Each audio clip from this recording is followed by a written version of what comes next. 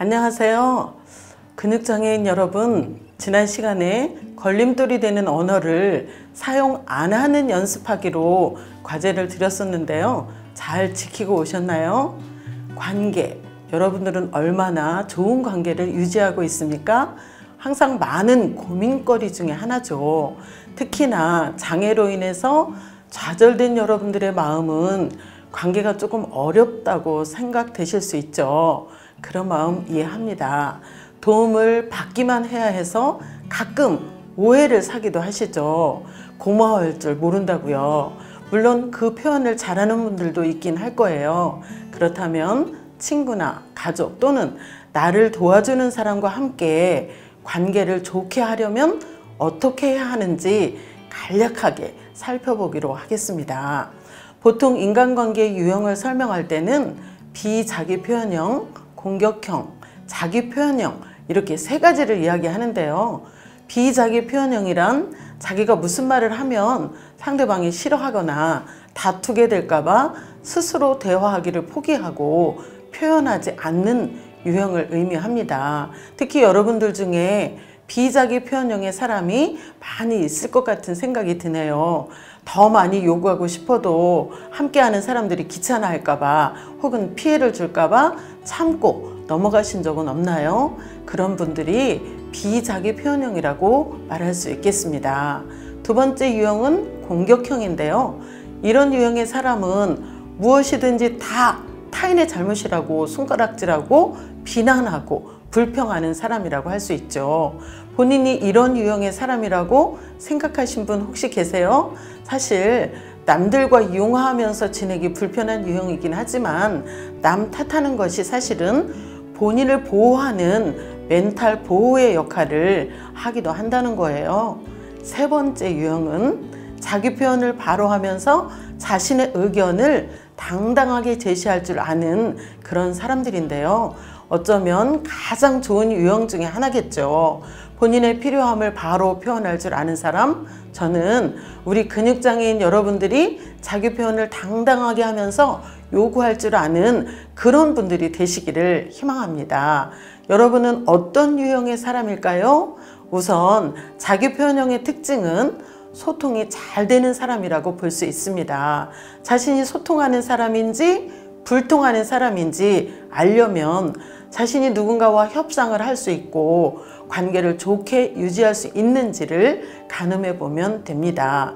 가령 약속을 조정한다거나 필요한 도움을 받아야 할 때 필요한 요구를 말했을 때 쉽게 상대방이 들어주는 편인가요? 그렇다면 이미 배우기 전에 본능적으로 알고 있는 사람 같네요.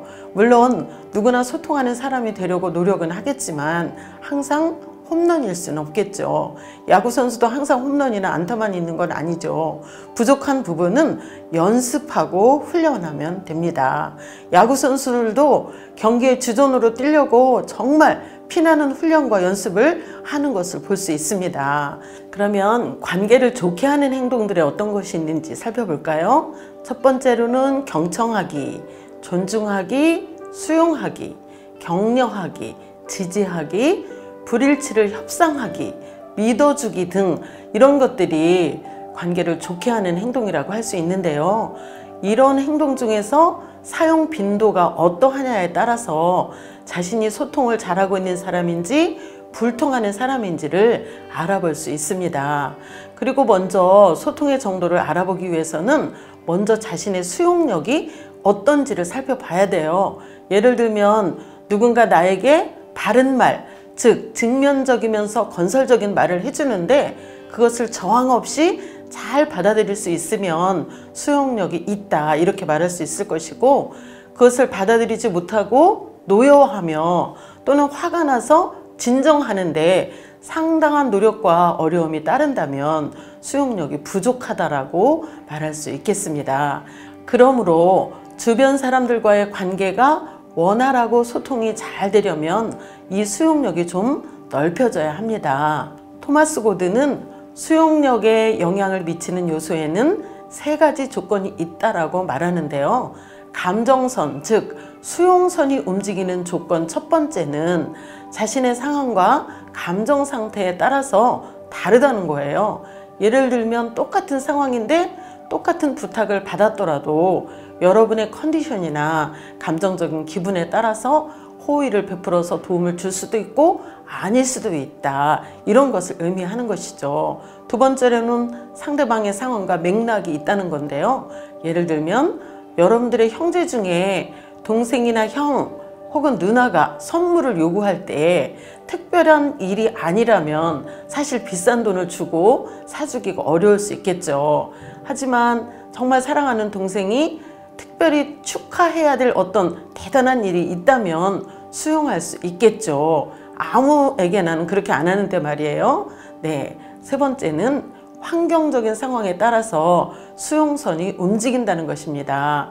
또한 마찬가지로 여러분들이 취업을 해서 통장이 넉넉하다면 한턱 거하게 쏠 수 있겠죠. 그런데 자금 사정도 좋지 않은데 자꾸 친구들이 밥 사달라고 쪼르면 그 말을 수용하기 어려울 거예요. 물론 이런 세 가지의 경우에도 사람마다 다르긴 하겠죠. 그렇지만 수용선은 항상 움직이고 사람은 기계가 아니기 때문에 언제나 똑같이 수용과 거부가 일치하지 않는다는 것을 기억해야만 합니다. 그러면 관계를 좋게 하는 행동 중에서 경청하기에 대해서 좀 더 자세하게 살펴보도록 하겠습니다. 경청하기를 말할 때는 뭐 그냥 잘 들으면 되지 뭐 특별한 방법이 있나요? 이렇게 반문할 수도 있겠어요. 그런데 잘 들었다는 것을 상대방이 어떻게 할까요? 물론 메라비언의 법칙에 의하면 비언어적 의사표현, 즉 목소리가 38%, 표정이 55%, 합해서 93%라고 해요. 그리고 언어적인 말은 7%밖에 되지 않는다고 합니다. 그래도 상대방의 말을 읽고 내가 잘 들었다는 표현을 해줄 때 아, 내 말을 잘 들었네, 나에게 관심을 가지고 있구나, 이렇게 상대방이 인식할 수 있겠죠. 오늘 여러분들과 함께 다룰 것은 반영적 경청이에요. 거울로 비춰주듯이 알아주는 것을 말하는데요. 엑스레이 사진으로 보이지 않는 우리 신체의 내면의 기관들을 보는 것처럼 우리 마음의 눈으로 상대방의 마음을 읽었다고 표현하는 것이 반영적 경청입니다. 다시 말하면 말하는 사람이 어떤 메시지를 언어나 표정 혹은 목소리에 부호를 넣어서 전달을 해요. 그러면 듣는 사람이 상대방의 심정을 헤아려서 자신이 느낀 대로 해석해서 돌려주는 말이 반영적 경청이다, 이렇게 보는 거죠. 예를 들어서 외출하고 돌아온 여러분에게 도와주는 사람이 지금 꼭 씻어야 됩니까? 이렇게 말을 하면 여러분들은 속으로 생각하기를 어이, 도와주고 싶지 않나? 뭐지? 이렇게 생각하고 듣는다면 그럼 씻어야죠. 내가 하고 싶을 때 왜 못하게 하죠? 이렇게 반문할 수 있겠고요. 혹은 아유, 같이 외출하고 와서 씻지도 못하고 도와주려니 많이 피곤하시겠어요, 이렇게 답할 수도 있습니다. 첫 번째 말은 걸림돌을 사용한 지시형의 말이고요. 두 번째 말은 사실과 감정을 헤아려서 상대방의 마음을 읽고 반영해준 경청하기의 말입니다. 지시형이나 명령형과 같은 걸림돌 언어를 들으면 누구나 저항감이 생기죠. 우리나라는 가부장 문화권이라서 특히 지시형이든지 명령형의 말들이 정말 많아요.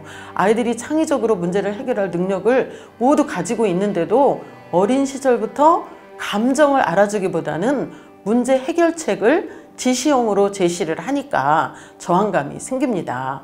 먼저 마음만 읽어주면 홍수만 난 감정선이 내려오면서 스스로 문제를 해결할 수 있는데도 말이에요. 관계를 좋게 하는 행동들이 여러 가지 있었는데요. 그 중에서 불일치를 협상하기에 대해서 좀 더 자세히 살펴보기로 하겠습니다. 이 협상하기는 반영적 경청과 나전달법을 사용해서 성공할 수 있습니다. 보통은 아이메시지라고 부르는 나전달법은 다른 사람을 비난하지 않고 어떤 일에 대한 구체적인 영향과 내 감정을 진솔하게 전달해주는 의사소통의 기술입니다. 상대방의 어떤 행동이 수용하기 어려울 때 내 생각이나 느낌을 진실되게 표현함으로써 상대의 행동을 수정하게 만드는 그런 방법이 나전달법이라는 거죠. 예를 들면 회사에서는 높은 사람이 회식을 가자고 합니다. 그러면 오늘은 가고 싶지 않아요. 이렇게 말을 할 수 있겠죠? 그러면 이것은 너전달법이라는 거예요. 이 말은 자신의 의견을 협상 없이 그냥 통보하는 형식이죠. 왜냐하면 당신이 나에게 명령했지만 나는 피곤해서 못 가겠다. 이렇게 선언하는 거예요. 결국 지시를 받아서 저항감이 생겨서 응답하는 상황이 되기 때문에 책임이 너에게 있다 하는 너전달법의 형태를 띈다는 거죠. 그때 상대방이 느끼는 감정도 역시 거부감이 들면서 에이, 내 말을 거역하고 있네? 이렇게 이해하게 될 거예요. 그러나 이제 다르게 말하는 거는 외근이 많아서 다 해결하느라고 피곤하고 힘이 듭니다. 이렇게 자신의 상황과 감정을 누구도 비난하지 않으면서 진솔하게 표현한다면 상사가 들었을 때 이 친구가 외근하고 돌아와서 많이 피곤한가 보구나 이렇게 이해하게 될 거예요.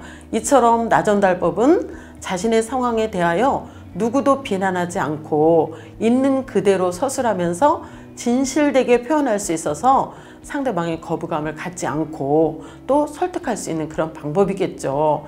그런데 이 나전달법에는 3가지의 요소가 들어가야 효과가 있습니다.